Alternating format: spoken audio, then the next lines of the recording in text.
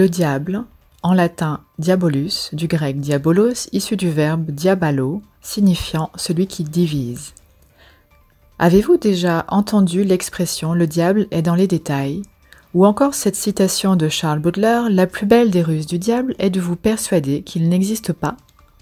Dans le monde que nous côtoyons, on veut bien améliorer les choses, mais bien sûr, à la condition que cela soit rentable. Sinon, pourquoi le faire ? C'est même trop souvent absolument hors de question si on n'y trouve pas de profit. Présenté comme cela, il est vrai que ça fait un peu l'effet d'être un parfait égoïste. Et pourtant, cette logique de vie est ce qui fait la base du fonctionnement des rouages de notre civilisation. La rentabilité, c'est quoi au juste ?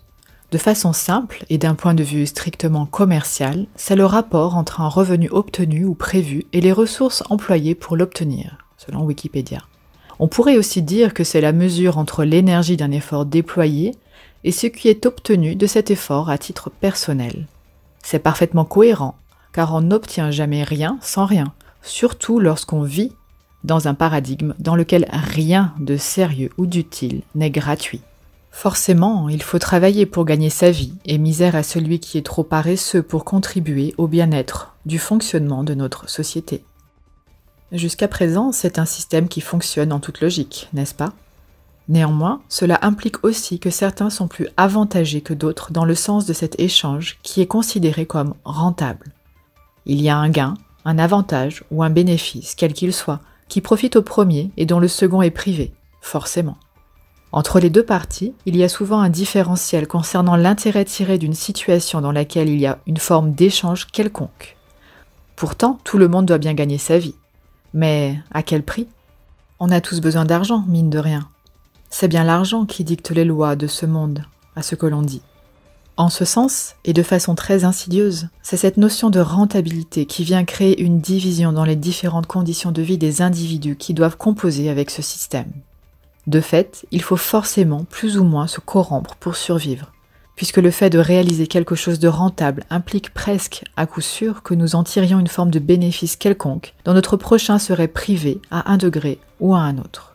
Vu sous cet angle, c'est quelque chose, il faut bien l'admettre. Mais est-ce donc l'argent qui est mauvais en soi, ou est-ce plutôt la façon dont il est utilisé ? Je dirais qu'un outil peut être utilisé de plusieurs manières, comme c'est le cas du couteau, pour prendre une analogie classique, qui peut aussi bien servir à nourrir qu'à tuer. Ce genre de détail révèle aussi en quoi seulement un changement total et radical de paradigme est la seule voie de sortie rapide du désespoir qui accompagne le quotidien actuel du plus grand nombre. L'argent devra alors être utilisé comme un simple moyen et non plus comme le but, voire la finalité unique de tout ce qui peut ou non être entrepris. Toutes les mesures seront prises à cet effet au nom du caractère sacré de la véritable vie, avec force si nécessaire. En ce sens, un paradigme basé sur le seul objectif de la rentabilité sera toujours voué au bonheur de certains et fera inlassablement le malheur des autres. Effectivement, l'enfer est bel et bien pavé de bonnes intentions. La nouvelle civilisation de l'archimagisterium rendra accessibles tous les moyens faisant en sorte que chacun puisse individuellement s'accomplir et s'épanouir de façon libre, mais tout en contribuant au bien-être collectif, par la consolidation naturelle de la culture des valeurs autour du sens de l'unité. Il ne sera plus question de faire quelque chose dans un seul but de rentabilité, mais plutôt dans une démarche d'utilité pour tous, dans une logique d'effort par laquelle chacun pourra tirer bénéfice de ce qui aura été entrepris à un niveau ou à un autre. En ce sens, chacun pourra être rétribué pour ce qu'il aura choisi d'exercer et qui lui sera infiniment évolutif, lui permettant un véritable accomplissement. Par ailleurs, ceux qui accepteront d'exercer les métiers à caractère potentiellement et relativement désagréable par abnégation d'âme, comme par exemple nettoyer les toilettes publiques, mais ô combien indispensables, auront non seulement la reconnaissance de tous, mais seront aussi très avantageusement payés en conséquence. La logique du désintéressement personnel n'est pas obligatoirement synonyme de privation de soi.